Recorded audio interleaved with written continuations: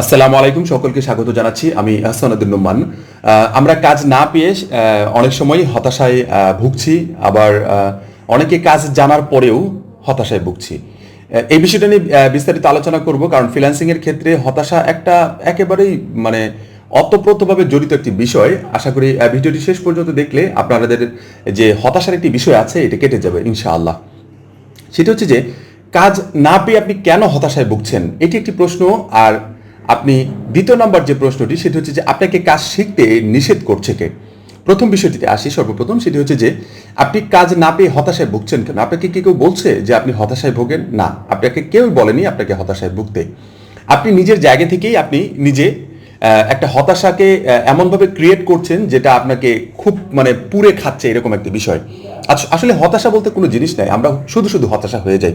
এখন বলতে পারেন, ভাই আপনি কি হতাশায় পড়েন না? হ্যাঁ, হতাশায় পড়ি, কিন্তু এটাকে কাটিয়ে উঠতে হয়। কাটিয়ে ওঠার জন্য যে কাজটুকু আমি করি সেটা হচ্ছে যে আমি যে বিষয়গুলো নিয়ে কাজ করি, এই বিষয়গুলোতে যখন আমি ফেল করার চেষ্টা ফেল করে যাই কিংবা ফেল করে ফেলি, তখন চিন্তা করি আমি কেন ফেল করেছি, এই ফেল করা থেকে কিভাবে আমি উদ্ধার হতে পারি, কিভাবে আর বেশি কিছু শিখতে পারি। এই শেখার মনোভাবটা যখন বেশি কাজে লাগানোর চেষ্টা করি, তখন আমার হতাশাটা কেটে যায়। আপনি হতাশা কখন পড়ে যাবেন? যখন আপনাকে কোনো একটি ক্লায়েন্ট আপনাকে একটি বড় ধরনের প্রজেক্ট দিয়েছে, অথবা এমন একটি প্রজেক্ট দিয়েছে যে প্রজেক্টে আপনি প্রপারলি পারছেন না। কেন পারছেন না? আপনি জানেন না, বিদায় পারছেন না। আপনি যদি একটু চেষ্টা করেন, তাহলে ওই ক্লায়েন্টের কাছ থেকে যে কাজটুকু আপনি চাচ্ছেন, যে কাজটুকু করতে পারছেন, সেটার হতাশাটুকু কিন্তু কেটে যাচ্ছে। ইজি একটি বিষয় যে আপনার কাছে হতাশা কিন্তু আসলেই একেবারেই কেটে ওঠার মতো একটি বিষয় আপনার কাছে আছে। সেটি হচ্ছে যে আপনি যে বিষয়টি নিয়ে আপনি হতাশায় আছেন, সেই বিষয়টি নিয়ে যদি একটু রিসার্চ করতে পারেন, একটু কাজ এগিয়ে নিয়ে যেতে পারেন, তাহলে আর হতাশা আপনাকে হতাশ করতে পারবে না আর কি, যেটাকে বলা হয়।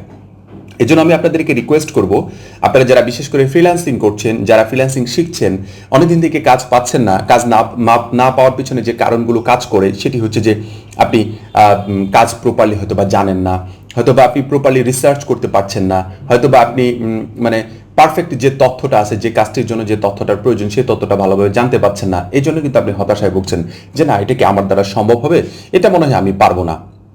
একটি কথা মনে রাখবেন, পৃথিবীতে সবকিছুই সম্ভব যদি চেষ্টা করে যান। আপনি যত বেশি চেষ্টা করবেন, যত বেশি প্র্যাকটিস করবেন, তত বেশি আপনি পারফেক্ট হতে পারবেন প্রতিটা কাজের ক্ষেত্রেই।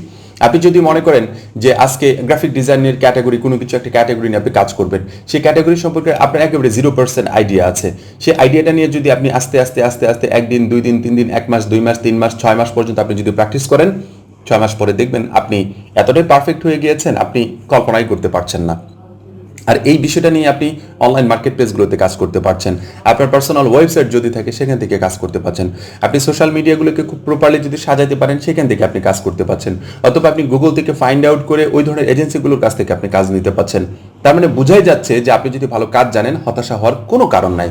যদি কোনো কারণ থেকে থাকে, সেটা আপনার নিজস্ব ব্যক্তিগত মতামত, ব্যক্তিগত একটা অভিমত, ব্যক্তিগত আপনার একটা একটা তৈরিকৃত একটা মতবাদ ছাড়া আর কিছু না। অতএব হতাশা হওয়া যাবে না।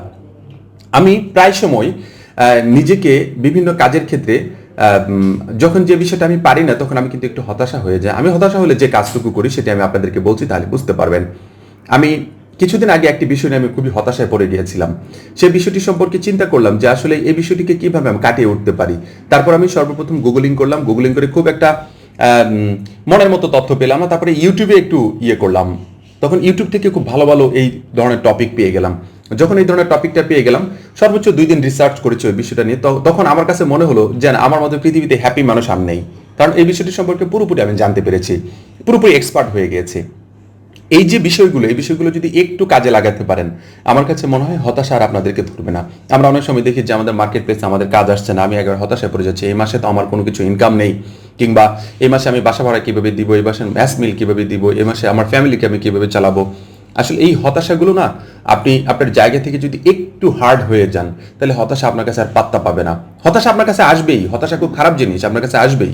এই খারাপ জিনিসটাকে আপনাকে অ্যাভয়েড করে আসতে হবে, ভালো কিছু শিখতে হবে, ভালো কিছু জানতে হবে, তাহলে আপনি হতাশাকে কাটিয়ে উঠতে পারবেন, খুব দ্রুত কাটিয়ে উঠতে পারবেন। হতাশা বলতে কোনো জিনিস না, আমি আবারও বলছি, হতাশা বলতে কোনো জিনিসই নাই। আপনার আমার একটা তৈরিকৃত মতবাদ ছাড়া আর কিছু না। এই বিষয়গুলো আসলে বলার একটি কারণ, আমাদের ফ্রিল্যান্সারদের ভিতরে যারা বিশেষ করে নতুন আসছেন, তারা একটু কাজ শেখার পরেই মার্কেট প্লেসগুলোতে নামতে চাচ্ছেন, অথবা কারো কাছ থেকে কাজ নিতে চাচ্ছেন, দেখবেন যে একজন আপনাকে কাজ দিচ্ছে না, অথবা কোনো ক্লায়েন্ট আপনাকে কাজ দিচ্ছে না, কাজ আপনার পছন্দ করছে না, আপনি হতাশ হয়ে গেলেন, আমি এত ভালো একটি কাজ করে দিলাম, তারপরে আমার কাজটিকে পছন্দ করলো না, কিন্তু আদৌ কিন্তু আপনার কাজটুকু প্রপারলি হয়নি, ভালো হয়নি। আপনি আমাকে একটি কাজ দেখানোর পরে আমি যদি বলি যে না আপনার কাজটি প্রপারলি হয়নি, আপনি মন খারাপ করে বসলেন, কিন্তু এটার জন্য আপনার আশীর্বাদ মনে রাখবেন। আমি যদি বলি, একজন অভিজ্ঞ হয়ে যদি বলি যে আপনার কাজটা পারফেক্ট হয়নি, আপনাকে আরো ভালোভাবে কাজ শিখতে হবে, আপনি যদি বলেন যে আমাকে মূল্যায়নই করলো না, তাহলে সেটা সম্পূর্ণ আপনার ভুল ধারণা। আপনাকে বুঝতে হবে যে আপনাকে আরো আরো এক্সপার্ট হতে হবে, আপনাকে আরো ভালো কিছু করতে হবে। যখন ভালো কিছু করবেন, দেখবেন যে আমি আপনাকে ডেকে নেব যে ভাই আপনার কাজটা অনেক সুন্দর হয়েছে, সোশ্যাল মিডিয়াতে দেখলাম, গুগলে সার্চ করতে গিয়ে দেখলাম সোশ্যাল মিডিয়াতে এই জিনিসটা আপনি খুব ভালো করেছেন, আপনি কি আমার সাথে কাজ করতে চান, আপনি কি আমার টিমের সাথে কাজ করতে চান? এই ধরনের অফারগুলো কিন্তু আপনারা পাবেন। আমি গত কয়েকদিনের ভিতরে আমি অনেককে অফার করেছি কয়েকটি কাজের জন্য। কেন জানেন? ওই কাজগুলো আমি জানি, পাশাপাশি আমার কাজগুলো অনেক বেশি হয়েছে, পাশাপাশি তাদেরকে আমার প্রয়োজন আছে, তারা খুব ভালোগুলো কাজগুলো পারে। কয়েকজন সরাসরি 5 জনের ভিতরে, আমি আমি নাম বলছি না, 5 জনের ভিতরে 3 জনই কাজগুলোকে ডিনাই করেছে। কেন ডিনাই করেছে জানেন? তাদের হাতে এত বেশি কাজ, তারা ডিনাই করে বসেছে যে না ভাই, নোমান ভাই, আমি আপনার সাথে কাজ করতে পারছি না, কারণ আমার নিজস্ব কাজে অনেক বেশি আছে। তাহলে চিন্তা করে দেখেন, আমি অফার করছি, তারপরে তারা কাজ দিচ্ছে না। কিন্তু আমি তো আপনাকে অফার করছি না, আমি ব্যক্তিগতভাবে যদি বলি যে একজনকে আমি অফার করছি না, আমি শুধুমাত্র 5 জনকে অফার করেছি, আমি বাকিদেরকে তো অফার করছি না। কেন অফার করছি না? আপনি হয়তো বা কাজটা প্রপারলি জানেন না। অনেকে বলছেন যে ভাই, আমি এই বিষয়টা সম্পর্কে খুব যথেষ্ট ভালো জ্ঞান আছে, আমি খুব ভালোভাবে কাজ করতে পারি, খুব ভালোভাবে ডেলিভারি আমি আপনাকে দিতে পারবো। যখন আমি আপনার কোনো স্যাম্পল দেখছি, তখন আমার কাছে মনে হচ্ছে যে না, আপনাকে আরো প্র্যাকটিস করতে হবে, আপনাকে আরো শিখতে হবে, তারপরে আপনি আরো অনেক ভালো কিছু করতে পারবেন। অতএব এই বিষয়গুলো নিয়ে মন খারাপ করার কিছু নাই। আপনাকে যদি কেউ যদি বলে যে ভাই তুমি আর একটু শেখো, তাতে বুঝে দিবেন যে আপনার কাজের কোয়ালিটি এখনো প্রপারলি আসেনি। কেউ যদি আপনাকে, কোনো ক্লায়েন্ট যদি আপনাকে বলে যে তুমি এই কাজটির জন্য পারফেক্ট না, কিংবা এই কাজটি আমার মনে হয় এভাবে করলে মানে বেটার হতো, আমি অন্য কাউকে আমি খুঁজে নিয়েছি, তখন আপনি বুঝে নেবেন এই কাজটা সম্পর্কে আপনার ধারণা খুব বেশি আসে নাই এখন পর্যন্ত, আরো বেশি এক্সপার্ট আপনাকে হইতে হবে। তাহলে আমার মনে হয় হতাশা ধরবে না, আশা করি বুঝতে পেরেছেন। আর হতাশা থেকে কাটিয়ে ওঠার জন্য আপনি অবশ্যই যে বিষয়টা নিয়ে হতাশায় পড়েছেন, সেই বিষয়টি সম্পর্কে আরেকটু রিসার্চ করেন, আরেকটু ভালোভাবে শেখার চেষ্টা করেন, তাহলে আমাদের কাছ থেকে হতাশা চলে যাবে। ভালোভাবে ফ্রিল্যান্সিং করতে পারবো, যদি ফ্রিল্যান্সিং রিলেটেড বিষয়টা হয়, যদি ব্যবসার ক্ষেত্রে হয় তাহলে ব্যবসা করতে পারবো আশা করি ইনশাল্লাহ। যেহেতু আমি ফ্রিল্যান্সিং করি, আপনারা যারা ভিডিওগুলো আমার দেখেন, তারাও অধিকাংশ ফ্রিল্যান্সিং শিখছেন, অথবা ফ্রিল্যান্সিং করছেন, অথবা ফ্রিল্যান্সিং করবেন, এরকম কিছু একটা। এই বিষয়গুলো নিয়ে যদি আপনি একটু রিসার্চ করেন, তাহলে আমার মনে হয় অনেক ভালো কিছু শিখতে পারবেন। আশা করি বুঝতে পেরেছেন। পরবর্তী টিউটোরিয়াল দেখার আমন্ত্রণ জানাচ্ছি। সবাই ভালো থাকবেন, সুস্থ থাকবেন। ধন্যবাদ সবাইকে। আসসালামু আলাইকুম ওয়া রাহমাতুল্লাহি ওয়া বারাকাতুহু।